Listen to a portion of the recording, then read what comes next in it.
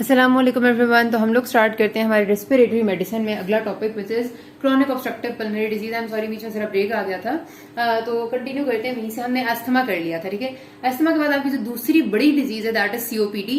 मैं आपको बताती चलूं यहाँ पर कि हमारे पास इसके अलावा अगर कोई बड़ी डिजीजेज है ना हमारे पास जो पूरी रेस्पिरेटरी मेडिसिन में, तो वो है ब्रोंकिएक्टेसिस, देन नमूनिया, ट्यूबरक्यूलोसिस और फिर हाइपर सेंसिटिव न्यूमोनाइटिस। मतलब इसके अलावा और यस कार्सिनोमा, ब्रोंकोजेनिक कार्सिनोमा। तो आपके पास ये जो 6 चीजें मैंने नाम ली, इनके अलावा आपका एसईक्यू किसी चीज में से आता ही नहीं है।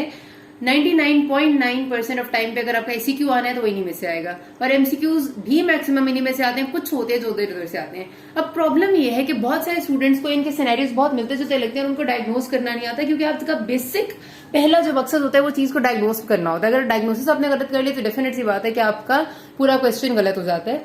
मैं आपको बताती हूँ कि किस तरह से सिनेरियो में आपका कौन सा डिफरेंशिएटिंग पॉइंट है जो इसको और बाकियों को डिफरेंशिएट करेगा।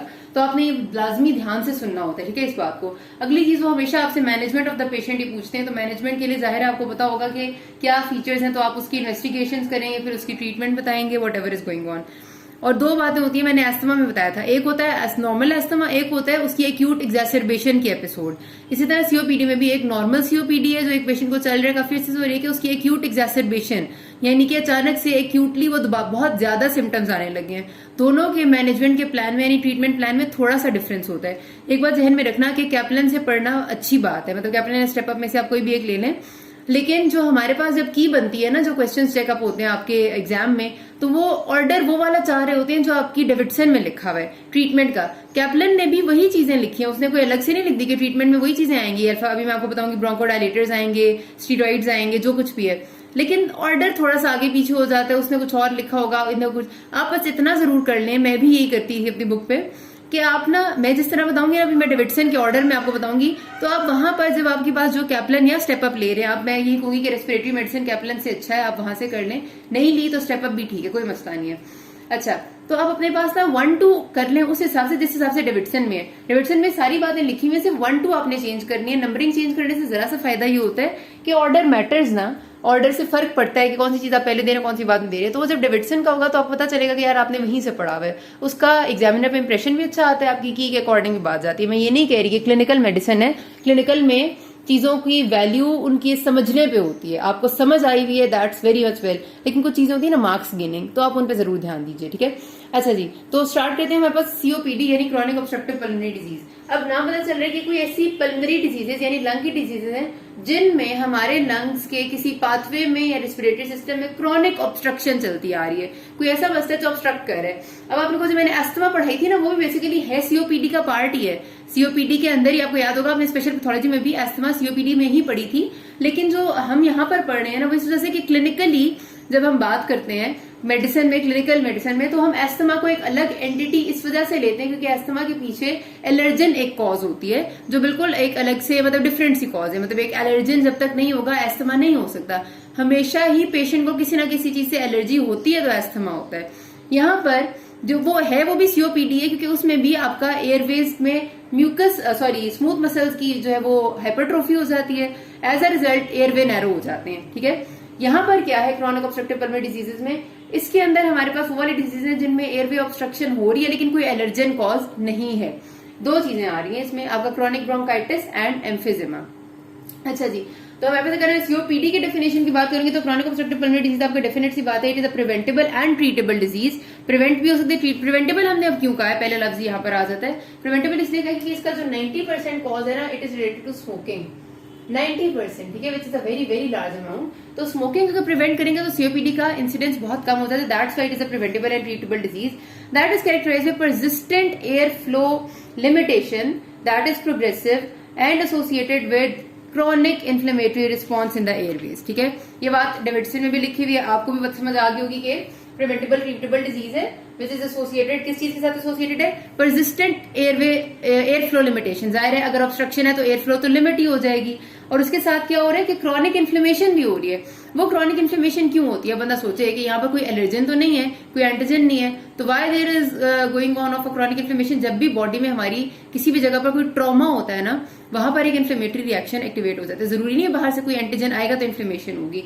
अब जाहिर सी बात है कि अगर हमारे पास हो रहा है बॉडी में, सपोज एम्फिजेमा हो रहा है। एम्फिजेमा में होता है एनलार्जमेंट ऑफ द एल्वेलाई हो जाता है, और उनकी जो नॉर्मल आपको पता है ना यूं करके जो एल्वेलाई का नॉर्मल आर्किटेक्चर है वो सारा एम्फिजेमा में लूज होके ऐसे करके हो जाता है, एयर स्पेसेस सारी आपकी खराब हो जाती हैं। तो ऐसे में जब एक चीज खराब हो रही है, किसी भी वजह से हो रही है, स्मोकिंग की वजह से सपोज हो रही है, तो जाहिर है बॉडी वहां पर इन्फ्लेमेशन तो एक्टिवेट करेगी उसको, उससे डील करने के लिए, स्मोकिंग के जो अंदर पार्टिकल्स हैं उनसे डील करने के लिए, दैट्स वाई वहां पर इन्फ्लेमेशन होती है। तो आपको ना जो चीज आप पढ़ रहे हैं उसके हर लफ्ज का मतलब जरूर समझा करें और सोचा करें कि ऐसा क्यों हो रहा है। तो हमारे पास आ गई भाई क्रोनिक ऑब्स्ट्रक्टिव पल्मोनरी डिजीजेज, और उसके अंदर हमने कहीं ब्रोंकाइटिस और एम्फिजेमा। ब्रोंकाइटिस एम्फिजेमा की डेफिनेशन आपको वर्ड बाय वर्ड आनी चाहिए। दोनों जो भी बुक आप फॉलो करेंगे हर किसी में ठीक लिखी हुई है, कैप्लन में भी, स्टेप अप में भी, डेविडसन में भी, सब में परफेक्ट है।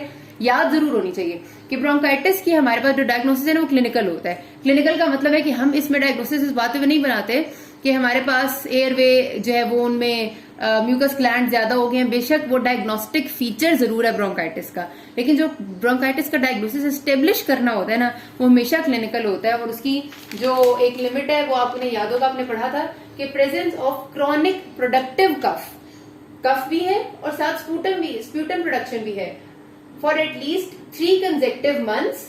3 महीने जो साथ साथ रहे हैं, मतलब 3 कंसेक्टिव महीनों के लिए पेशेंट को क्रॉनिक प्रोडक्टिव कफ रही है फॉर एटलीस्ट 2 कंसेक्टिव ईयर्स। मतलब पेशेंट आपके पास आता है कि मुझे डॉक्टर साहब खांसी और बलगम है जो 4 महीने से ठीक ही नहीं हो रहा। आपने पूछा इससे पहले कभी आपको ऐसा मसला हुआ है? जी डॉक्टर साहब पिछले साल भी मुझे ऐसा ही मसला हुआ था, 5 महीने मुझे ये मसला रहा था, उसके बाद ठीक हुआ था। अब इसमें समझ आ गया हमें कि इस साल पेशेंट को 3 महीने या वगैरह 4 महीने की हिस्ट्री इस साल की दे रहे हैं, 5 महीने की हिस्ट्री पिछले साल की दे रहे हैं। मतलब है कि इसमें हमारे पास ब्रोंकाइटिस का जो क्राइटेरिया वो पूरा हो रहा है। अब जाहिर है हम मजीद उससे फिर सवाल करेंगे, फिर हम उसकी इन्वेस्टिगेशन करेंगे, तो हम उसको बाकायदा स्टडीज करेंगे, लेकिन क्लिनिकल क्राइटेरिया यही है। बात समझ में आ गई?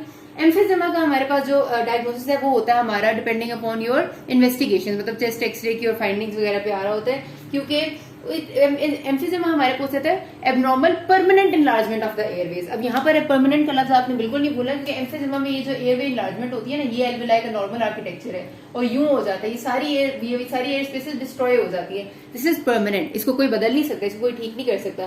तो abnormal and permanent enlargement of the air spaces distal to the terminal bronchioles, क्योंकि आपका ये मैंने कहा एल्वेलाई को और आपकी रेस्पिरेटरी ब्रोंक्यूल्स को इफेक्ट कर रहा होता है। उससे ऊपर वाली ब्रोंकाई ब्रोंक्यूल्स में एम्फिजेमा में कोई ताल्लुक नहीं होता। और जो ब्रोंकाइटिस है आपका पता चल रहा है कि ये आपकी ब्रोंकाई ब्रोंक्यूल्स सारी मतलब एल्वेलाई से ऊपर को इन्वॉल्व कर रहा है। तो दोनों का तो ये भी डिफरेंस है थोड़ा सा कि ब्रोंकाइट एम्फिजेमा में मेनली एल्वेलाई और रेस्पिरेटरी ब्रोंक्यूल्स है, यहाँ पर ऊपर वाली है। ये बातें सारी याद रखने वाली, इनमें से एक लफ्ज आपको आना चाहिए, ठीक हो गया? डेफिनेशन करने के बाद हमारे पास अगली बात आती है रिस्क फैक्टर्स क्या क्या है इनके। आपके पास जो क्वेश्चन आता है ना, मैं आपको सिनेरियो बताऊंगी, ठीक है? At the end of the video I tell you about कि सिनेरियो किस तरह आता है और एस्थमा में किस तरह आता है और डमोनिया में किस तरह आता है, तो आपको कैसे पता चलेगा ये मैं आपको जरूर बताऊंगी।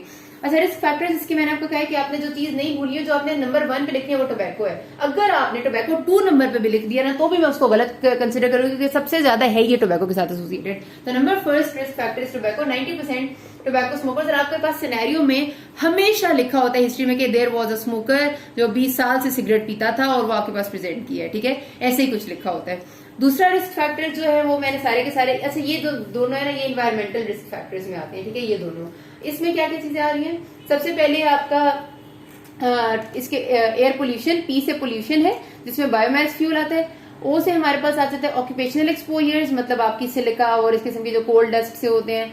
फिर एल से आपका आता है लो बर्थ वेट। जो बच्चे लो बर्थ वेट के होते हैं ना उसमें अक्सर औकात ऐसा होता है कि उनका लंग पूरी तरह बना ही नहीं होता। बनेगा नहीं तो जाहिर सी बात है कि हमारे पास वो उसमें उतनी कैपेसिटी नहीं होगी कि वो सब कुछ नॉर्मल कर सके, तो वो भी इस तरफ ऑब्स्ट्रक्टिव पल्मोनरी डिजीज में आता है। तो लो बर्थ वेट। दूसरा एल आता है लंग ग्रोथ। कई बार ऐसा होता है कि बच्चों में ना बिफोर बर्थ मैटरनल इन्फेक्शन की वजह से या फिर आफ्टर बर्थ बिल्कुल इन्फेंसी में जो इन्फेक्शन होते हैं ना लंग के, वो क्या करते हैं कि लंग के टिश्यू को एक्स्ट्रा ग्रो करवा देते हैं, क्योंकि जब ठीक होता है ना हीलिंग पे आते हैं तो फाइब्रोसिस और एक्स्ट्रा ग्रोथ हो जाती है। वो एक्स्ट्रा ग्रोथ एक्चुअली आपके लंग के नॉर्मल जो एक्सचेंज वाला कंपोनेंट है उसको कम कर देता है। तो इस वजह से भी ऐसे बच्चों में हमेशा के लिए हाइपोक्सिया थोड़ा सा डेवलप हो जाता है। तो ये आगे लो बर्थ वेट आ गया, ये आ गया आपका लंग ग्रोथ। फिर आई से आते हैं आपके इन्फेक्शन। कोई भी इन्फेक्शन जो आपके हो जाते हैं एयरवे में, वो सारे के सारे ऑब्स्ट्रक्शन ही एक तरह के कॉज करते हैं। और फिर अगले एल से आता है लो सोशियो इकोनॉमिक स्टेटस, मतलब वो भी एक रिस्क फैक्टर है, क्योंकि वो लोग जो हाइजीनिक मेजर्स जो सब कुछ में जरा बुरे कम होते हैं तो इस वजह से उनमें हो जाता है। तो आपने याद रखना कि tobacco is the first one and pollution is your second, ठीक है? फिर आते हैं आपकी ये वाले जो है, ये ह्यूमन फैक्टर्स है। इसमें जेनेटिक फैक्टर बहुत इंपॉर्टेंट है आपके एम्फिजिमा के लिए। अल्फा 1 एंटीट्रिप्सिन डेफिशिएंसी जिनमें जेनेटिकली होती है, मतलब हेरिडिटरी आती है, उनमें अल्फा 1 एंटीट्रिप्सिन ना होने की वजह से आपके इलास्टेजेस जो फंक्शन करते थे वो उनमें थोड़ा सा प्रॉब्लम आ जाता है, और उसकी वजह से आपका लंग टिश्यू इलास्टेजेस जो है ना वो फंक्शन ज्यादा करने लग जाते हैं, और उसकी वजह से आपका लंग टिश्यू डिस्ट्रॉय होता है। तो बार मतलब अल्फा 1 एंटीट्रिप्सिन डेफिशिएंसी हो जाती है ना यहाँ पर हमारे पास। मैं इसकी डिटेल अभी आगे आपको बताती हूँ। और जो दूसरा यहाँ पर रिस्क फैक्टर होते हैं ह्यूमन फैक्टर्स में, वो एयरवे हाइपर रिएक्टिविटी है। मतलब कुछ लोगों को नेचुरली उनके एयरवेज में नॉर्मल से ज्यादा रिएक्टिव होते हैं वो किसी भी चीज से, तो ऐसे लोगों के एयरवेज में क्रॉनिक ब्रोंकाइटिस होने का खतरा जो है वो ज्यादा हो जाता है, जो कि किसी एलर्जन नहीं, वैसे बस हाइपर रिएक्टिव है। ठीक है, तो वो आपके ह्यूमन फैक्टर में आ जाता है। तो ये बातें, ये भी सारी ना ऐसे according to the order of Davidson, इसलिए मैं आपको बता रही हूँ कि आपको प्रॉब्लम ना हो। कैप्लन में लिखा होगा लेकिन आप अपने पास ना ये वाला ऑर्डर जरूर लिखते जाएं साथ साथ, ठीक हो गया। अच्छा, पैथोफिजियोलॉजी इसकी वैसे तो इतनी इंपॉर्टेंट यहाँ पर नहीं है, लेकिन आपको पता होनी लाजमी चाहिए। आपने पैथोलॉजी में सारी पढ़ी थी कि हमारे पास जितनी भी ऑब्स्ट्रक्टिव लंग डिजीजेस हैं सब में प्रॉब्लम ये है कि रास्ते में ऑब्स्ट्रक्शन है। ऑब्स्ट्रक्शन होगी तो इंस्पिरेशन आपने कर लिया, एक्सपिरेशन करेंगे तो हवा पूरी बाहर नहीं निकलेगी, और इसकी वजह से सबसे पहला काम क्या होगा, हमारी FEV1 force expiratory volume in first second बहुत डिक्रीज हो जाएगा। ये डिक्रीज होगा तो FEV1 बाय FVC की रेशियो काफी ज्यादा डिक्रीज हो जाएगी, और यही इस चीज के लिए बड़ी इंपॉर्टेंट बात आती है। ठीक है, अच्छा पैथोफिजियोलॉजी क्या होती है, एक बात याद रखना, ब्रोंकाइटिस का जो हॉलमार्क है ना, जिसके बेस पे हम इसको डायग्नोस्टिक हॉलमार्क मतलब अगर हमने देखना हो माइक्रोस्कोपिक लेवल पे, तो वो है increase in mucus glands and increase in mucus production, जो आपके एयरवेज में प्रेजेंट होते हैं। आपको पता है ना हमारे पास जो सारा का सारा रेस्पिरेटरी वो पैसेज है, सारी की लाइनिंग पहले एपिथेलियम होती है, फिर आपका लेमिना प्रोप्रिया होता है, उसके बाद आपकी स्मूथ मसल लेयर होती है, और उसके बाद आपका जाहिर है पीछे कवरिंग होती है कनेक्टिव टिश्यू की। तो ये सारी की सारी आपकी वॉल होती है। अब वॉल में मैंने कहा था एस्थमा का जो हॉलमार्क होता है वो होता है स्मूथ मसल का इंक्रीज हो जाना एस्थमा में, जबकि ब्रोंकाइटिस का हॉलमार्क होता है कि ये जो आपके एपिथेलियम में म्यूकस गॉबलेट सेल्स हैं, म्यूकस सिक्रीटिंग गॉबलेट सेल्स, और जो आपके म्यूकस ग्लैंड्स है जो यहाँ पीछे लेमिना प्रोप्रिया तक आ रहे हैं, जब इनका नंबर इंक्रीज हो जाता है ना, increase in mucus glands and increase in goblet cells and as a result mucus production का इंक्रीज हो जाना, तो हम कहते हैं कि this is your hallmark of chronic bronchitis. ठीक है, ब्रोंकाइटिस के लिए ये चीज जरूरी है, और एम्फिजिमा के लिए एनलार्जमेंट ऑफ एयरवेज जरूरी है, जो कि आपको नजर आ जाएगी। अब क्या हो रहा है कि हवा अंदर आ रही है लेकिन हवा बाहर नहीं जा रही, तो ज़ाहिर है हवा अंदर ट्रैप होती जा रही है। हवा जब अंदर हमारे ट्रैप होती जाएगी तो पहली बात तो ये कि आपके जो लंग्स है वो हाइपर इन्फ्लेट होंगे। तो एक्सरे पे कई बार आपको सिनेरियो में वो लिखते हैं कि लंग्स की हाइपर इन्फ्लेशन थी, और कभी कभार नहीं लिखते, लेकिन सम टाइम का तो आपको पता होना चाहिए कि लिखा होता है। अब उसकी वजह से पहली बात तो है कि हाइपर इन्फ्लेशन तो होगी, जितनी हवा अंदर ली थी उसमें से ऑक्सीजन तो इस्तेमाल हो गया है ना, कार्बन डाइऑक्साइड अब उसमें आ गया, जाहिर सी बात है कि अब वो मजीद जो हवा अंदर है वो हमारे किसी काम की नहीं, क्योंकि सारा ऑक्सीजन जब एब्जॉर्ब हो चुका है तो हम क्या करें उस हवा को, वो सारी कार्बन डाइऑक्साइड वाली हवा है। उसकी वजह से क्या होता है कि पेशेंट को हाइपोक्सिया डेवलप होने लग जाता है। हाइपोक्सिया होगा, उसके साथ साथ जब वो नहीं ठीक होगा तो आहिस्ता आहिस्ता बॉडी में कार्बन डाइऑक्साइड रिटेन होती जाएगी, जब वो सिक्रीट नहीं हो सकेगी तो पेशेंट हाइपर कैप्निक भी हो सकता है, उसमें इंक्रीज होने लग जाएगा कार्बन डाइऑक्साइड। अच्छा, अब ये जो हाइपोक्सिया होता है ना काफी सिवियर होता है, और खास तौर पे जब सिवियर हाइपोक्सिया होता है ना तो it can even lead to hypoxia of your organs of body. मतलब जब बॉडी में ऑक्सीजन का लेवल कम होगा तो ऑक्सीजन की डिलीवरी डिफरेंट ऑर्गन्स को कम होगी। उसमें हमारी बॉडी ये करती है कि जो हमारे वाइटल ऑर्गन्स है ना, यानी कि हमारा ब्रेन और हार्ट, इनकी ऑक्सीजन की सप्लाई को कम होने नहीं देती, जितना होता है वो इनको दे देती है, बाकी बेचारे जो ऑर्गन्स है वो रह जाते हैं। फिर फर्क उन पे आता है, किन पे आता है, किडनीज पे आता है क्योंकि उनको नहीं मिल रहा होता, GIT पे आता है क्योंकि उसको नहीं मिल रहा होता, बाकी जगहों पे आता है, आपकी मसल्स पे आता है क्योंकि उनको नहीं मिल रहा होता। अब इन पे फर्क आएगा तो क्या क्या होगा, यहीं पर मैं आपको साथ साथ में क्लिनिकल फीचर्स एक तरह के डिस्कस कर रही हूँ। किडनीज पे फर्क आएगा, हाइपोक्सिया होगा, वो अपना फंक्शन नहीं करेंगी, वाटर और सॉल्ट की एक्सक्रीशन नहीं होगी, रिजल्टेंटली क्या होगा, बॉडी में वाटर एंड सॉल्ट रिटेंशन हो जाएगी। वाटर सॉल्ट रिटेंशन बॉडी में होती है तो पेशेंट को नजर क्या आता है, एडीमा नजर आता है, पिटिंग एडीमा होगा। ठीक है, तो ये तो किडनी पे हो गया। GIT पे फर्क पड़ेगा तो आपकी बॉडी में आपका खाना पीना सही से हजम नहीं हो सकेगा, क्योंकि जाहिर है उसका हाइपोक्सिया अपना फंक्शन नहीं कर रहा, आपको एनोरेक्सिया होता जाएगा, ब्लॉटिंग होगी, गैस होगी, ठीक है, एनोरेक्सिया डेवलप होता जाएगा पेशेंट को। आपके स्केलेटल मसल्स पे फर्क पड़ेगा, आपको चलने फिरने में मसला होगा, थोड़ा सा चलेंगे एकदम थक जाएंगे, एक्सरसाइज इंटॉलरेंस हो जाएगी। तो ये सारी बातें आपकी आ जाती हैं क्लिनिकल फीचर्स पे, किस वजह से हो रहे हैं, सब कुछ हाइपोक्सिया की वजह से।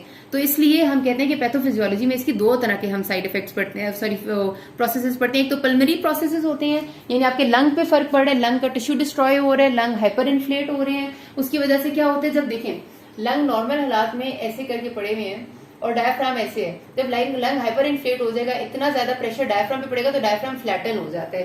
डायफ्राम आपका मेजर रेस्पिरेटरी मसल होता है, नॉर्मल मसल, जब वो फ्लैटन हो जाता है, वो एक काम ज्यादा नहीं कर सकता, तो एक्सेसरी मसल्स ऑफ रेस्पिरेशन काम में आते हैं। एक्सेसरी मसल्स में आपके एब्डोमिनल मसल्स हैं, आपके ये स्केलीन मसल्स हैं, तो उनका काम तो उतना एफिशिएंट नहीं है ना जितना डायफ्राम का है। तो ये भी मसला इसकी पैथोफिजियोलॉजी में होता है। तो ये सारे लंग के मसले हैं, और हाइपोक्सिया से आपके सिस्टेमिक मसले आ रहे होते हैं जो मैंने आपको बताया किडनी जीआईटी मसल्स पे। तो ये सारा एक बहुत बड़ा सा प्रोसेस चल रहा होता है जो आपका सीओपीडी में होता है। बाकी अगले पार्ट में कहते हैं किसी कोई मसला हो can ask me. Thank you.